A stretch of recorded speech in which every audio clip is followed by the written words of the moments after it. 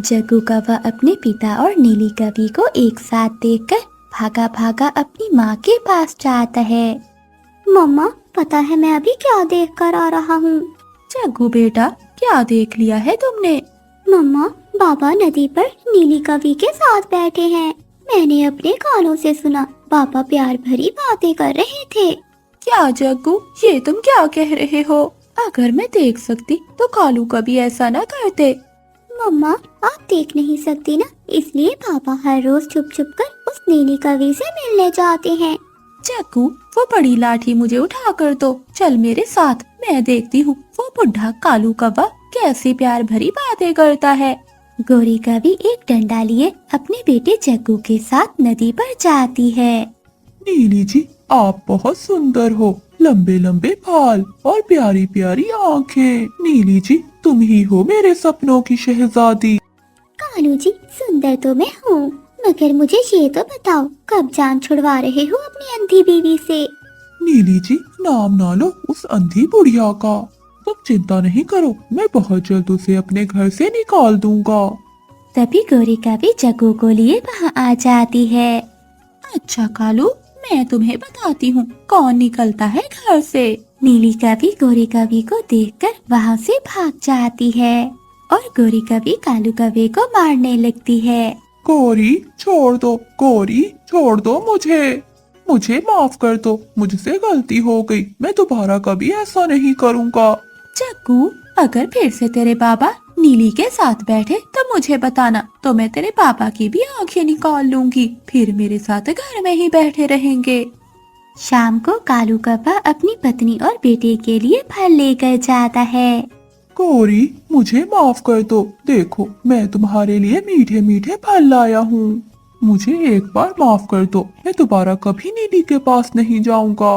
फिर गोरी कवि कालू कवि को माफ कर देती है। वो सब मीठे फल खाकर सो जाते हैं, मगर आधी रात को कालू कवि को नींद नहीं आ रही थी। कालू कौवा तो यही सोचे जा रहा था कि वो कैसे अपनी पत्नी से जान छुड़वा सकता है। अगली सुबह होते ही कालू कौवा उल्लू के पास जाता है। उल्लू यार, एक तुम ही तो जंगल में मेरे अच्छे दोस्त हो, तुम ही मुझे कोई रास्ता बताओ जिससे मैं उस अंधी कवि से जान छुड़वा सकूं। वो गहनों से भरी हुई अलमारी भी मेरी हो जाए। यार कव्वे, ये तो बहुत आसान काम है। फिर उल्लू कुछ कालू कौवे को बताता है। उल्लू की बात सुनकर कालू कौवा तुरंत अपने घर जाता है। गौरी, जग्गू कहाँ है? जग्गू चिड़िया के घर गया हुआ है। गौरी, तुम्हारे लिए एक सरप्राइज है, चलो मेरे साथ। कहाँ, मगर कहाँ जाना है मुझे? गौरी, अगर ऐसे बता दिया तो सरप्राइज कहाँ रहेगा, चलो मेरे साथ।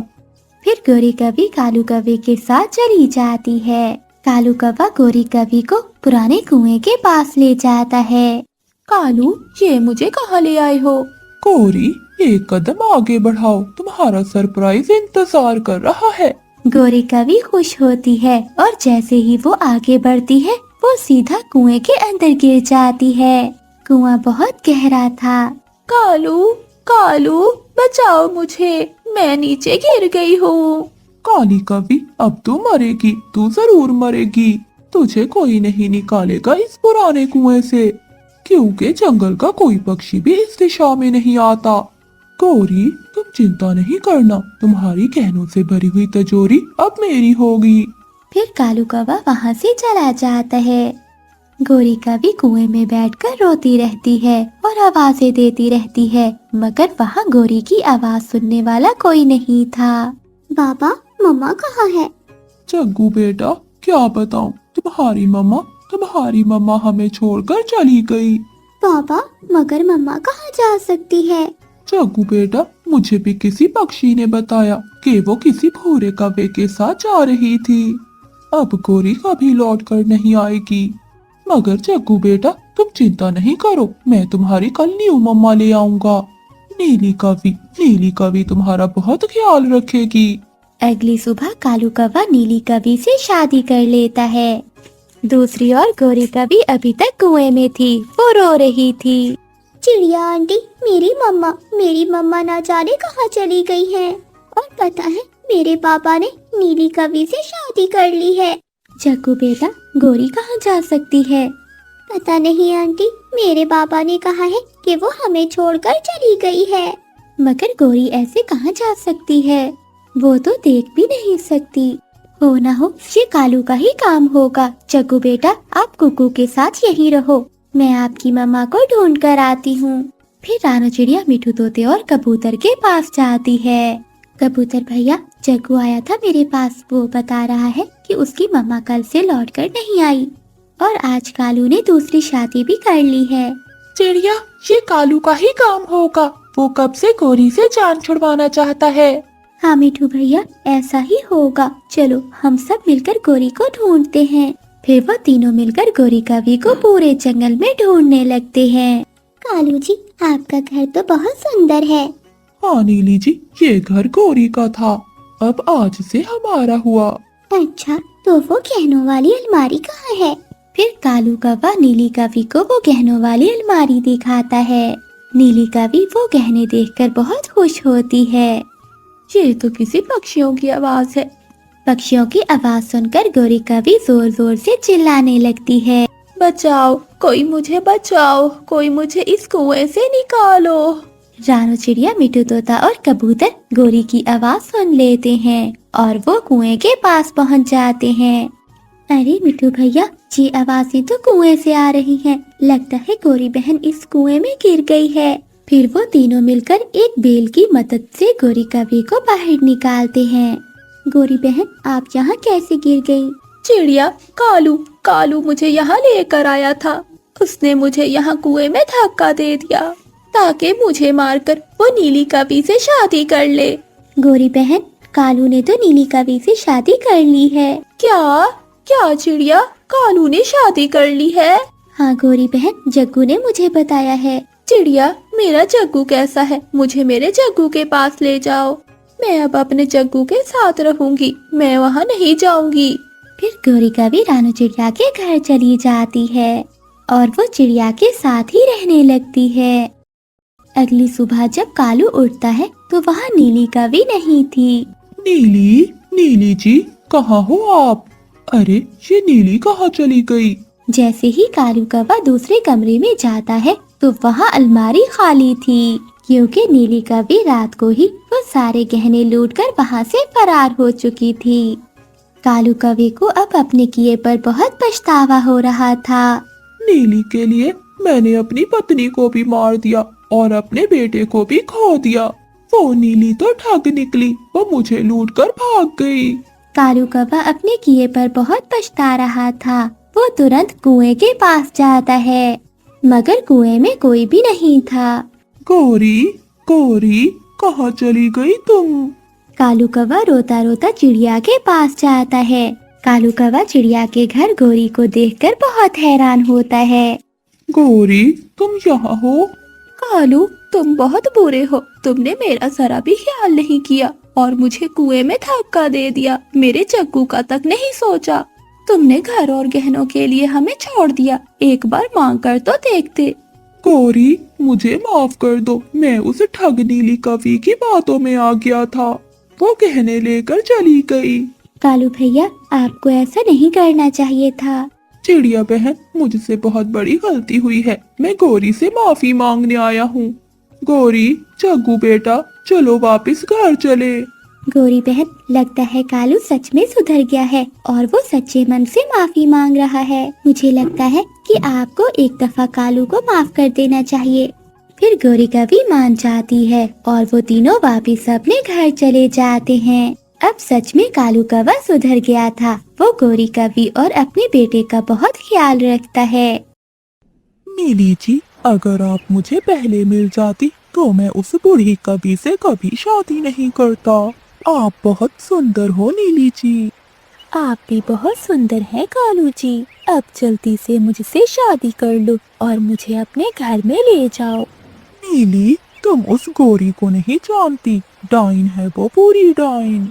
वो डाइन मेरे साथ साथ तुम्हें भी खा जाएगी। पहले मुझे उसे ठिकाने लगाना होगा और बाद में ही करूँगा मैं तुमसे शादी। अरे, ये कालू कौवा किससे बातें कर रहा है और वो भी इतने अच्छे मूड में? मुझे गोरी कवि को बताना होगा। कहीं कालू का चक्कर तो नहीं चल रहा इस कवि से। कल मिलोगी ना मेरी जान? पहले बताओ क्या लाओगे मेरे लिए खाने को। चाचा कबूतर की दुकान से गुलाब जामुन लाऊंगा मैं तुम्हारे लिए। फिर तो मैं थोड़ी थोड़ी चली आऊंगी। बस कालू जी अब किसी तरह से उस गोरी कवि से जान छुड़ाओ। फिर कालू कौवा और नीली कवि अपने अपने घर के लिए उड़ते हैं। चिड़िया बहन, मुझे भी कई दिनों से कालू पर शक हो रहा था। वो हर रोज नए परफ्यूम लगाकर नदी पर जाता है। गोरी बहन, मैंने दूर से सुना है कालू भैया उस कवि को जान जान कहकर पुकार रहे थे। हाय चिड़िया, मैं तो मर गई। फिर तो बात पक्की होगी। क्या कालू ऐसा कर सकते हैं? वो मुझे धोखा भी दे सकते हैं क्या? मैंने कभी भी ऐसा नहीं सोचा था। गोरी बहन, अभी समय है। अगर कालू ने दूसरी शादी कर ली तो वो तुम्हें घर से निकाल देगा। चिड़िया बहन, मुझे भी गोरी कहते हैं। मैं कालू को कभी दूसरी शादी नहीं करने दूंगी। ठीक है गोरी बहन, अब मैं चलती हूँ। फिर रानू चिड़िया वहाँ से चली जाती है और कालू कौवा भी घर में आ जाता है। कहाँ से आ रहे हो? कभी तो प्यार से बात कर लिया करो, काले मुंह वाली। अगर मैं काली हूँ तो तुम मुझसे भी ज्यादा काले हो। और हाँ, आज के बाद तुम अकेले नदी पर नहीं जाओगे। मैं जाऊंगा, जो करना है कर लो। अब मैं तुमसे नहीं डरने वाला। मुझे क्या करना है क्या नहीं, ये मैं तुमसे नहीं पूछूंगा। अच्छा कालू, मैं कल ही अपने भाइयों को बुलाती हूँ। वो आकर तुम्हें सीधा करेंगे। गोरी के भाइयों का नाम सुनते ही कालू की तो जान निकल जाती है। ना ना गोरी, ऐसा ना करना। मैं वही करूँगा जो तुम कहोगी। नीली, अभी मिशन पूरा हुआ कि नहीं?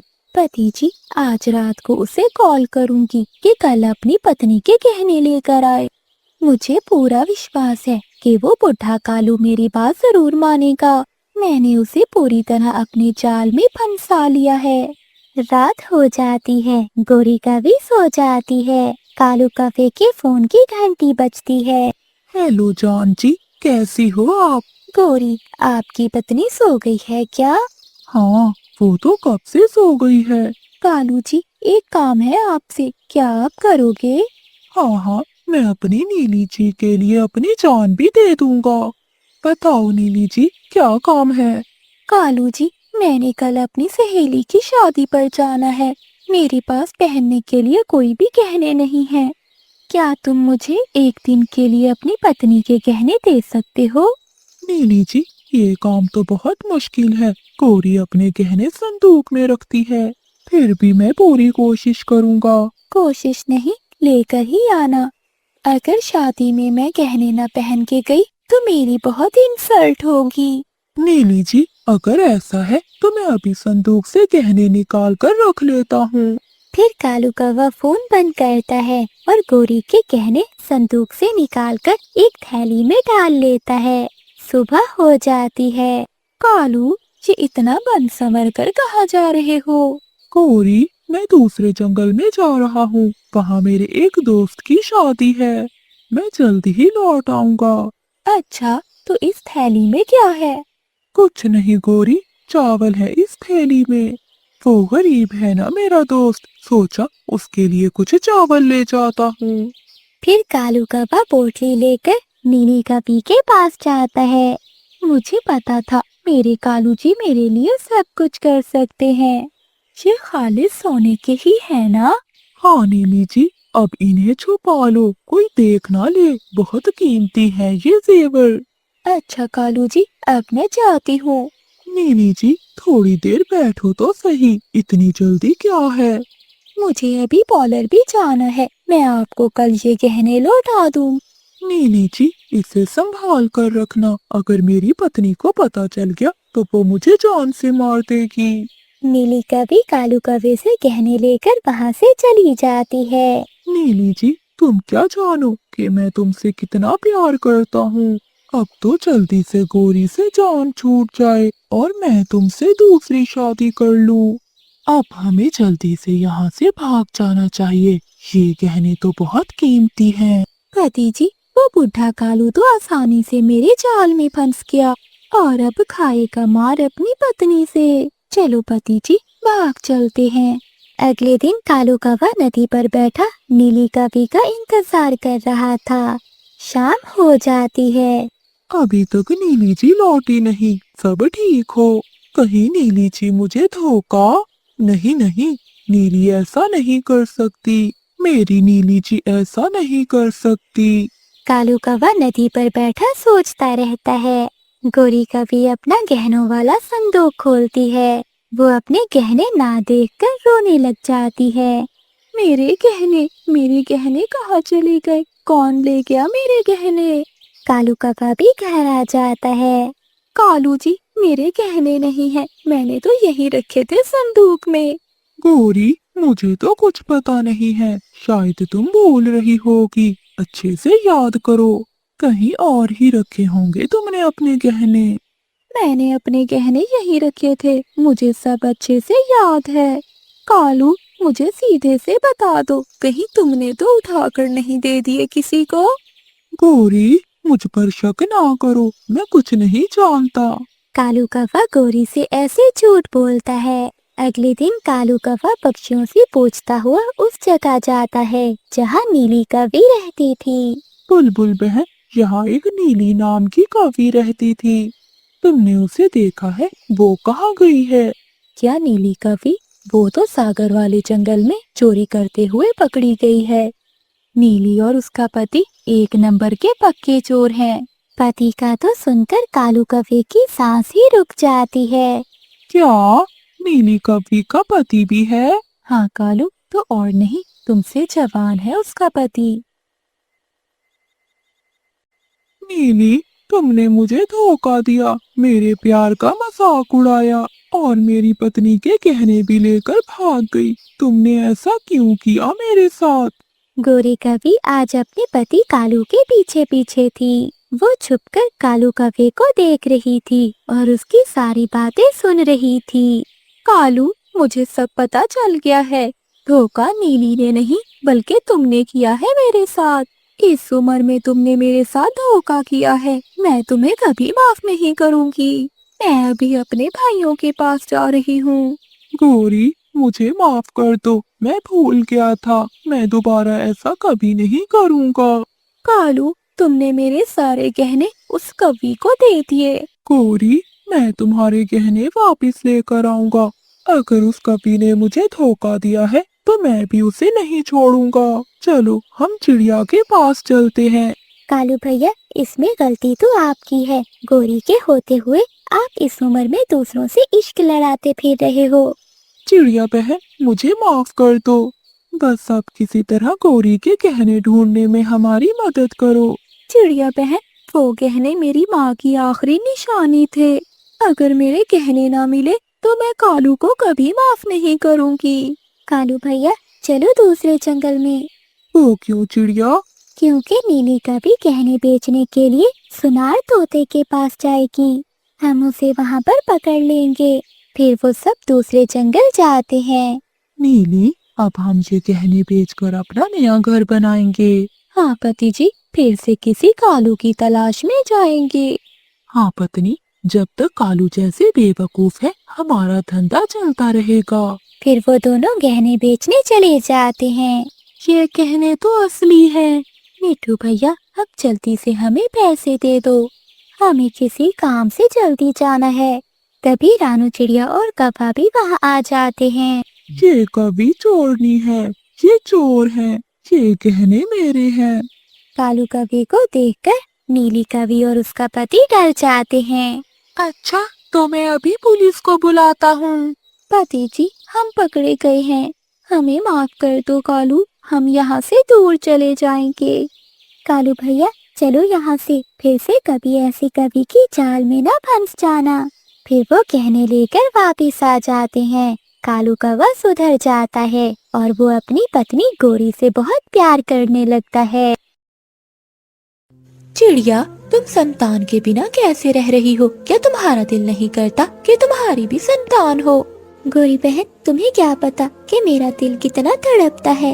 ये तो ऊपर वाले की मर्जी है, हमारा इस पर कोई जोर नहीं। वैसे भी गोरी, सब पक्षियों के बच्चे मेरे बच्चे जैसे ही तो हैं। रानो, वो तो ठीक है, लेकिन एक बात कहूँ, अगर तुम्हें ठीक लगे तो चिड़िया, तुम अपनी बहन टीना की बेटी क्यों नहीं ले लेती? वो अभी बहुत छोटी है, बड़ी होकर उसे कौन सा याद रहेगा कि कौन उसकी माँ है। लेकिन गोरी बहन, टीना नहीं मानेगी। भला कौन अपनी संतान किसी को देता है? चिड़िया, मगर तुम उसकी बहन हो, एक बार बात तो कर देखो। ये सुनकर रानू चिड़िया गहरी सोच में डूब जाती है। चिड़िया, सोचती ही न रहना, अपनी बहन से बात भी कर लेना। ठीक है गोरी, पहले मुझे अपने पति से पूछना होगा।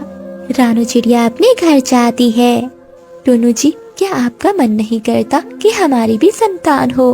रानो, करता तो है, मगर हमारा इस पर कोई बस नहीं। शायद हमारे भाग्य में संतान ना हो, लेकिन रानो, हमें मायूस नहीं होना चाहिए। टुन्नू जी, क्या हम मेरी बहन टीना की बेटी को गोद ले ले? टीना के तो 2 बच्चे हैं। रानो, क्या टीना मान जाएगी? सोच लो रानो, कोई कितना भी प्यार करे, मगर माँ जैसा प्यार नहीं कर सकता। टुन्नू जी, मैं करूँगी, उसकी सगी माँ से भी ज्यादा प्यार करूँगी। रानो, मुझे कोई एतराज नहीं, तुम्हारी बहन है, बात कर देख लो। अगली सुबह रानू चिड़िया दूसरे जंगल अपनी बहन के पास जाती है। रानू बहन, तुमने बहुत अच्छा किया जो तुम आ गई। मेरा भी बहुत मन था कि मैं तुम्हें मिल लूं, मगर क्या करूं, गुड़िया अभी बहुत छोटी है, इसलिए काफी समय से मैं तुम्हारे पास नहीं आ सकी। राजू कहाँ है टीना? राजू अपने पिता के साथ दाना ढूंढने गया हुआ है। राजू अब बड़ा हो गया है ना, इसलिए वो अपने पापा के साथ दाना ढूंढने चला जाता है। टीना बहन, मैं आपसे कुछ मांगने आई हूँ, क्या मुझे इनकार तो नहीं करोगी? रानू बहन, अगर मेरे बस में हुआ तो मैं तुम्हें वो जरूर दूंगी। टीना, अब मेरी ममता से और इंतजार नहीं होता। मेरा भी दिल करता है कि मैं माँ बनूं। मैं चाहती हूँ कि तुम मुझे अपनी बेटी गुड़िया दे दो। ये सुनकर रानू की बहन खामोश हो जाती है, क्योंकि रानू ने उसकी सबसे कीमती चीज जो मांग ली थी। टीना बहन, मुझे इनकार न करना। मुझे पता है ये तुम्हारे लिए बहुत मुश्किल है, लेकिन तुम्हारे पास तो राजू है। सोचो मुझ पर क्या गुजरती है जब मैं सारी सारी रात जागकर गुजारती हूँ, यही सोचकर कि काश मेरे पास भी कोई बच्चा होता। टीना बहन, मैं गुड़िया को अपनी जान से भी ज्यादा प्यार करूँगी। हम दोनों बहनें हैं, गुड़िया आपके पास हो या मेरे पास, हम दोनों में कोई फर्क नहीं है। बस मेरी ममता को शांति मिल जाएगी। टीना चिड़िया रानू चिड़िया को कैसे इनकार कर सकती थी, क्योंकि उनकी माँ के मरने के बाद रानू चिड़िया ने ही टीना को पाला था। टीना भी रानू चिड़िया की खाली झोली देखकर बहुत दुखी थी। टीना चिड़िया अपना दिल बड़ा कर अपनी बेटी गुड़िया को रानू को दे देती है और रानू चिड़िया गुड़िया को लेकर खुशी खुशी अपने जंगल चली जाती है। गुड़िया को देखकर टुन्नू चिड़ा भी बहुत खुश था। ऐसे ही कुछ दिन गुजर जाते हैं। गुड़िया रानू चिड़िया को अब माँ कहती थी और रानू चिड़िया भी हर समय गुड़िया के पीछे पीछे रहती। एक दिन ऐसा आता है कि रानू चिड़िया भी अंडा दे देती है। रानू चिड़िया और टुन्नू चिड़े की खुशियाँ और भी बढ़ जाती हैं। टुन्नू जी, ये सब मेरी गुड़िया की वजह से हुआ है। मेरी गुड़िया बहुत भाग्यशाली है।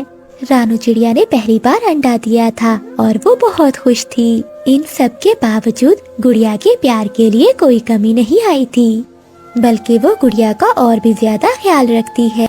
ऐसे ही एक दिन टीना चिड़िया अपनी बहन और बेटी से मिलने आती है। टीना को जब रानू चिड़िया के अंडे का पता चलता है तो वो बहुत खुश होती है। रानू बहन, अगर तुम कहो तो मैं गुड़िया को वापस ले जाऊं। अब तो तुम्हारा बच्चा भी आने वाला है। टीना बहन, ये बात आज कही है, दोबारा ना कहना। मैं गुड़िया के बिना एक पल नहीं रह सकती, चाहे मेरे कितने ही बच्चे क्यों ना हो। मुझे गुड़िया सबसे प्यारी है। रानू चिड़िया की बातें सुनकर टीना चिड़िया को तसल्ली हो जाती है कि रानू चिड़िया अब भी गुड़िया से बहुत प्यार करती है। फिर गुड़िया भी वहाँ आ जाती है। गुड़िया बेटी, ये देखो आपकी मौसी आई है। टीना चिड़िया गुड़िया को प्यार करती है और फिर वहाँ से चली जाती है। मम्मा, मेरी मौसी कितनी अच्छी है, बिल्कुल आप जैसी। गुड़िया बेटी, मौसी भी माँ जैसी होती है। ऐसे ही कुछ दिन गुजर जाते हैं और एक दिन रानू चिड़िया के अंडे से एक छोटी सी बेटी बाहर आती है।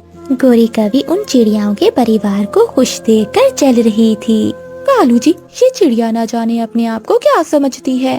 क्यों गोरी, क्या हुआ? वो चिड़िया बहुत दिखावा करती है, कहती है मुझे गुड़िया से बहुत प्यार है। भला ऐसे कैसे हो सकता है, वो अपनी बेटी से ज्यादा किसी और की बेटी से प्यार करे।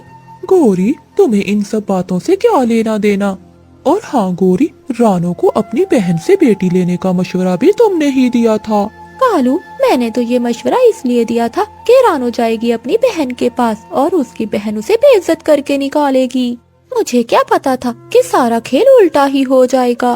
तो गोरी, अब तुम्हें क्या इतराज है अगर वो गुड़िया से ज्यादा प्यार करती है तो? कालू, ये तुम नहीं समझ सकते। हाँ गोरी, सच ही कहा, मैं तुम्हें सच में नहीं समझ सकता। अगली सुबह गौरी कवि सीधा गुड़िया के पास जाती है। गुड़िया बेटी, यहाँ क्या कर रही हो? आंटी, मैं अपनी मम्मा के लिए दाना लेकर जा रही हूँ। मेरे बाबा तो मम्मा के लिए दाना ले आते हैं, मगर आज वो दूसरे जंगल गए हुए हैं और मम्मा हमारी छोटी बहना के पास हैं। हाँ गुड़िया, अब तो ऐसा ही होगा। चिड़िया रहेगी अपनी बेटी के पास और तुम्हें भेजेगी दाना लेने। नहीं गौरी आंटी, मम्मा तो खुद आ रही थी, मैंने ही उन्हें मना किया। गुड़िया, मैं तुम्हें एक राज बताना चाहती हूँ। कौन सा राज आंटी? पहले मुझसे वादा करो कि किसी को नहीं बताओगी कि ये बात मैंने तुम्हें बताई है। आंटी आप बताएं तो सही। गुड़िया बेटी, रानो तुम्हारी सगी माँ नहीं है। गौरी आंटी, ये आप कैसी बातें कर रही हैं? गुड़िया, मैं सच कह रही हूँ। तुम्हारी माँ तो वो टीना चिड़िया है जो उस दिन तुमसे मिलने आई थी। अगर मेरा विश्वास नहीं है तो जाओ पूछ लो अपनी रानो मम्मा से। फिर गौरी कवि वहाँ से चली जाती है। अगर ये सब कुछ सच हुआ तो मैं कैसे बर्दाश्त कर पाऊंगी? गुड़िया बहुत परेशान होकर अपने घर चली जाती है। मामा, मैं आपसे एक बात पूछूं, आप मुझे सच बताएंगी? क्या बात है गुड़िया बेटी, तुम मुझे परेशान लग रही हो। माँ, मैं आपकी सगी बेटी नहीं हूँ ना? गुड़िया बेटी, ये आपसे किसने कहा? जिसने भी कहा हो, आप मुझे सच बताएं, वरना मैं आपसे कभी बात नहीं करूँगी। फिर रानो चिड़िया सारी बात गुड़िया को बता देती है। गुड़िया रोती हुई सीधा गौरी कवि के पास जाती है। गौरी आंटी, आप मुझे मेरी मम्मा के पास ले जाएं। हाँ हाँ बेटी, मैं अभी छोड़कर आती हूँ। दूसरी ओर रानो चिड़िया का रो रो कर बुरा हाल था। वो अपने पति के आने का इंतजार नहीं करती और अपनी छोटी बेटी को छोड़कर वो गुड़िया को ढूंढने चली जाती है। पता नहीं गुड़िया कहाँ चली गई, शायद वो टीना के पास गई होगी। रानो चिड़िया तुरंत अपनी बहन के पास जाती है। रानो चिड़िया गुड़िया को उसकी माँ के पास छोड़ आई थी। गुड़िया बेटी, तुम यहाँ, तुम्हारी मम्मा नहीं आई? मेरी मम्मा तो आप हैं, आपने मुझे क्यों किसी और को दिया? गुड़िया बेटी, मैंने पैदा तुम्हें किया है, मगर जो ममता वाला प्यार रानो ने तुम्हें दिया है वो शायद मैं कभी नहीं दे सकती थी। गुड़िया बेटी, तुम खुद ही बताओ, क्या तुम्हें कभी महसूस हुआ है कि रानो तुम्हारी सगी माँ नहीं है? रानो की अपनी बेटी के बाद भी उसने तुम्हें बहुत चाहा। फिर गुड़िया सोचती है कि रानो ने उसे हमेशा बहुत प्यार किया है। गुड़िया बेटी, असल माँ वो होती है जो आपको प्यार मोहब्बत से पालती है। सिर्फ पैदा करना ही माँ नहीं होता। गुड़िया बहुत शर्मिंदा थी, तभी रानो चिड़िया भी वहाँ आ जाती है। मेरी जान, तुम मुझे छोड़कर यहाँ क्यों आ गई? सॉरी मम्मा, मैं भटक गई थी, आप ही मेरी मम्मा है।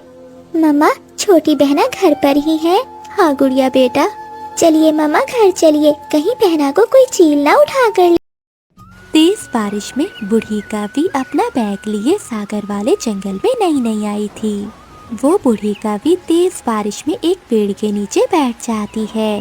तभी मिठू तोता वहाँ से गुजरता है और वो बूढ़ी कावी के पास जाता है। माँ जी, इतनी तेज बारिश में आप यहाँ क्या कर रही हैं? तोते बेटे, मैं अपने बेटे का घर ढूंढ रही हूँ। बहुत सालों पहले मेरा बेटा मुझे छोड़कर इस जंगल में आ गया था। मैं बेचारी बूढ़ी और लाचार अकेले वहाँ नहीं रह सकती थी, इसीलिए अपने बेटे के पास चली आई। माँ जी, आपके बेटे का क्या नाम है? कालू, कालू कौवा है मेरे बेटे का नाम। कालू? कालू माँ जी आपका बेटा है? हाँ बेटे, वो मुझसे नाराज होकर वो जंगल छोड़कर चला आया। क्या तुम बता सकते हो कि मेरे बेटे का घर कहाँ पर है? माँ जी, उस काली कवि और गोरी कवि के घर का पता जंगल के हर पक्षी को है। वो बहुत आलसी, निकम्मे और एक नंबर के चोर है। क्या बेटा, गोरी कवि ये कौन है? माँ जी, क्या आपको कालू ने नहीं बताया कि उसने शादी कर ली है? नहीं बेटा, मुझे तो नहीं पता। माँ जी, आपके बेटे का घर पुराने कुएं के पास बेरी के पेड़ पर है। आपका बहुत बहुत धन्यवाद बेटा। फिर वो बूढ़ी कौवी वहाँ से कालू कौवे के घर जाती है। वो दरवाजे पर दस्तक देती है। कालू जी, इतनी तेज बारिश में इस समय कौन आ गया है? जाओ जाकर दरवाजा खोलो। गौरी, मुझे बहुत ठंड लग रही है, तुम खुद जाओ और जाकर दरवाजा खोल दो। निकम्मे कहीं के, कभी तो कोई काम कर लिया करो। इस समय भी न जाने कौन आ गया है सर खाने। फिर गौरी कौवी गुस्से में दरवाजा खोलती है। अरे बुढ़िया, इतनी तेज बारिश में घर में आराम नहीं आता, यहाँ क्या कर रही है? बेटा, क्या ये कालू कौवे का घर है? हाँ, घर तो ये कालू का ही है, मगर बुढ़िया तू तो बता, तुझे कालू से क्या काम है? आवाज सुनकर कालू कौवा भी बाहर आ जाता है। माँ, माँ जी, आप यहाँ क्या कर रही हो? क्या ये बुढ़िया तुम्हारी माँ है? फिर कालू कौवा अपनी माँ को अंदर ले जाता है। कालू बेटे, मुझे तुम्हारी बहुत याद सता रही थी, इसलिए मैंने वो जंगल छोड़ दिया और तुम्हारे पास आ गई हूँ। अब मैं हमेशा तुम्हारे साथ ही रहूंगी। क्या हमेशा हमारे साथ रहोगी? बेटे, तुमने शादी कर ली और मुझे बताया तक नहीं। तुम्हें क्या यही काली कौवी मिली थी? इससे तो सुंदर कौवी हमारे जंगल में थी। माँ जी, काली नहीं गौरी, गौरी नाम है मेरा और मैं अपने जंगल की सबसे सुंदर कवि हूँ। हाँ बेटी, वो तो दिख ही रहा है। माँ, ये बैग में क्या लेकर आई हो? कालू, क्या हो सकता है बैग में? 2 जोड़ी कपड़े ही होंगे, वो भी पड़े हुए। फिर वो बूढ़ी कौवी वो बैग खोलती है जिसमें बहुत सारे गहने थे। बेटा, ये मेरे कुछ गहने हैं, इन्हें अलमारी में रख दो। गौरी कौवी की आंखें तो फटी की फटी ही रह जाती हैं। माँ जी, इतने गहने आपने कहाँ से चोरी कर लिए? काली कौवी, चोरी के नहीं है, ये मेरे अपने हैं। ये गहने मुझे कालू के पिता ने बनवा कर दिए थे, मैंने आज तक इसे संभाल कर रखे हुए हैं। फिर कालू की माँ वो सारे गहने अलमारी में रख देती है। अगली सुबह हो जाती है। गौरी कौवी अलमारी के पास खड़ी थी। क्या देख रही हो? ये गहने मेरे हैं, हट जाओ यहाँ से, कहीं चुरा तो नहीं लिए? नहीं माँ जी, मैं तो अलमारी की सफाई कर रही थी। सफाई करते करते कहीं मेरे गहनों की सफाई न कर देना। ज्यादा चालाक बनने की कोशिश न करना, मैं जानती हूँ तुम जैसी कौवियों को। मेरी अलमारी को पंख मत लगाना। बूढ़ी सासू माँ जी, जब तुम मरोगी तो तब भी ये गहने मेरे ही होंगे। अरे काली कौवी, इतनी आसानी से मैं मरने वाली नहीं हूँ। फिर गौरी कौवी अपने कमरे में चली जाती है। कालू, शादी से पहले तुमने कहा था कि तुम्हारा कोई नहीं है, तो अब ये बूढ़ी माँ कहाँ से आ गई? मैंने तुम्हें पहले ही बता दिया था कि मैं अकेली रहना चाहती हूँ, किसी के साथ नहीं। अब तुम मुझे नया घर बनवा दो, मेरा गुजारा तुम्हारी माँ के साथ नहीं हो सकता। जब देखो वो बूढ़ी मेरे पीछे ही पड़ी रहती है। गौरी, मेरी माँ है, अगर कुछ कहे भी तो सुन लिया करो। माँ है तो मैं क्या करूँ, मुझसे नहीं सुन होती तुम्हारी माँ की चली कटी बातें। दूसरे दिन कालू कौवा दूसरे जंगल जाने की तैयारी करता है। अपना ध्यान रखना मेरे बेटे। और माँ, आप भी गौरी से ज्यादा लड़ाई ना करना। बेटा, मैं कौन सी लड़ाई करती हूँ उस काली कौवी से? उसकी नजर तो हर समय मेरे गहनों पर ही है कि कब मैं मरूं और कब वो मेरे गहने ले ले। फिर कालू कौवा वहाँ से चला जाता है। फिर गौरी कौवी बाहर जाती है और अपनी सहेली नीली कौवी से सलाह करती है। नीली सहेली, मुझे कोई उपाय दो जिससे मेरी सास से मेरी जान छूट जाए। अलमारी में गहने सजा कर रखे हुए हैं, ना मरती है ना अपने गहनों को पंख लगाने देती है। गौरी, ये भी कोई मुश्किल काम है? उस बुढ़िया को पहाड़ों पर ले जाओ और वहाँ छोड़कर वापस चली आना। कोई चील उसे खा जाएगी और तुम्हारी जान छूट जाएगी तुम्हारी बुढ़ी सास से। मुझे पता था कि मेरी सहेली कोई ना कोई उपाय निकाल लेगी। मैं आज ही उस बुढ़िया को पहाड़ों पर ले जाती हूँ और वहीं छोड़कर वापस चली आऊंगी। फिर गौरी कौवी घर जाती है। माँ जी, चिड़िया ने हमारी दावत की है, हमें उसके घर जाना होगा। बेटी, दावत किस खुशी में? चिड़िया के यहाँ 2 अंडे हुए हैं, उसी खुशी में। हाँ, फिर तो जाना बनता है। फिर गौरी कौवी अपनी सास को साथ लेकर पहाड़ों पर चली जाती है। वो दोनों एक पेड़ पर बैठ जाती हैं। अरे सासू माँ जी, मिठाई लेना तो मैं भूल गई। अरे बेटी, ऐसे खाली पंखों जाना अच्छा नहीं लगता। जाओ बेटी, जाकर तुम मिठाई ले आओ, मैं यहीं तुम्हारा इंतजार करती हूँ। हाँ माँ जी, मैं यूँ गई और यूँ आई, मगर आप यहाँ से हिलना नहीं, वरना आपको मुझे पूरे जंगल में ढूंढना पड़ेगा। हाँ हाँ गोरी बेटी, मैं यहीं बैठी हूँ, तुम जाओ। फिर गौरी कवि अपनी बूढ़ी सास को वहीं छोड़कर वापस अपने घर चली जाती है। शाम तक गौरी की सास वहीं बैठी रहती है। ये बहू सुबह से मिठाई लेने गई है मगर अभी तक लौट कर नहीं आई। फिर गौरी कवि की सास को दूर से चिड़िया जाती हुई दिखाई देती है। गौरी की सास रानू चिड़िया को आवाज देती है, चिड़िया चिड़िया बेटी, मेरी बात सुनो। रानू चिड़िया बूढ़ी कवि की बात सुनकर वहाँ आ जाती है। माँ जी, आप यहाँ क्या कर रही हैं? ये इलाका तो बहुत खतरनाक है। बेटी, मुझे यहाँ मेरी बहू ले आई थी। उसने कहा कि चिड़िया ने हमारी दावत की है, वो मिठाई लेने गई थी। मैं तो कब से अपनी बहू का यहाँ बैठकर इंतजार कर रही हूँ। माँ जी, आपकी बहू का क्या नाम है? गौरी कवि। गौरी कवि है मेरी बहू। अच्छा माँ जी, तो अब समझ आया, वो गौरी कवि बहुत चालाक है, वो आपको यहाँ ठिकाने लगाने आई होगी। फिर रानू चिड़िया गौरी की सास को अपने घर ले जाती है। रानू चिड़िया बूढ़ी कवि को खाना देती है। माँ जी, ये लीजिए खाना, ये खाकर आप घर चली जाना। बेटी, एक आप हो जो मुझ जैसी बूढ़ी कवि का इतना ख्याल रख रही हो। मैं तो इस जंगल में अपने बेटे की खातिर आई थी, मगर मुझे क्या पता था और वो कवि है कि मुझे मारना चाहती है। चिड़िया बेटी, अब मैं घर चलती हूँ, कहीं वो काली कवि मेरे गहने न चुरा ले। अब ये गहने मेरे ही होंगे। अब तक कोई ना कोई चील उस बूढ़ी कवि को तो खा ही गई होगी। पीछे से गौरी की सास भी घर पहुँच जाती है। मैं इतनी आसानी से नहीं मरने वाली हूँ काली कवि। मैं तो चिड़िया के घर से दावत खा कर आ रही हूँ। सच में बहुत अच्छा खाना बनाती है चिड़िया। सासू माँ जी, मैं तो रास्ता भूलकर घर आ गई थी। कोई बात नहीं बेटी, बस मेरी अलमारी से दूर हट जाओ। मेरे गहनों को पंख मत लगाना, मैं ये किसी को नहीं देने वाली।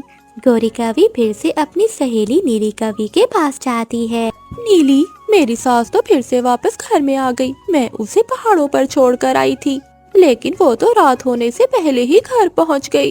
गौरी, तुम चिंता क्यों करती हो? उपाय और भी बहुत है। तुम ऐसा करो, ये जहर की बोतल ले जाओ।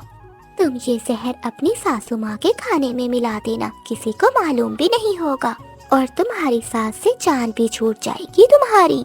अब तो मेरी सास को मेरे पंखों से कोई नहीं बचा सकता। फिर गौरी कवि अपने घर चली जाती है। सासू माँ जी, आज मैं आपके लिए अपने पंखों से खाना बनाऊंगी। क्या बात है काली कवि, आज तो तू बहुत मीठी मीठी बातें कर रही है।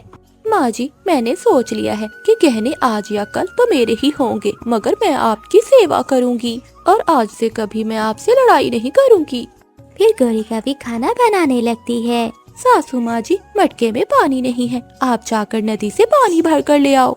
रास्ते में जाकर गौरी कवि की सास को ख्याल आता है, ये काली कवि तो ऐसे मीठी मीठी बातें नहीं करने वाली, जरूर दाल में कुछ काला है। फिर बूढ़ी कवि खिड़की में छुपकर देखती है। 3 कतरे जहर के मिला दिए, ये बहुत है उस बूढ़ी कवि को मारने के लिए। गौरी की सास उसे खाने में जहर मिलाते हुए देख लेती है। सासू माँ, मटका तो खाली है, क्या आप नदी से पानी नहीं लेकर आई?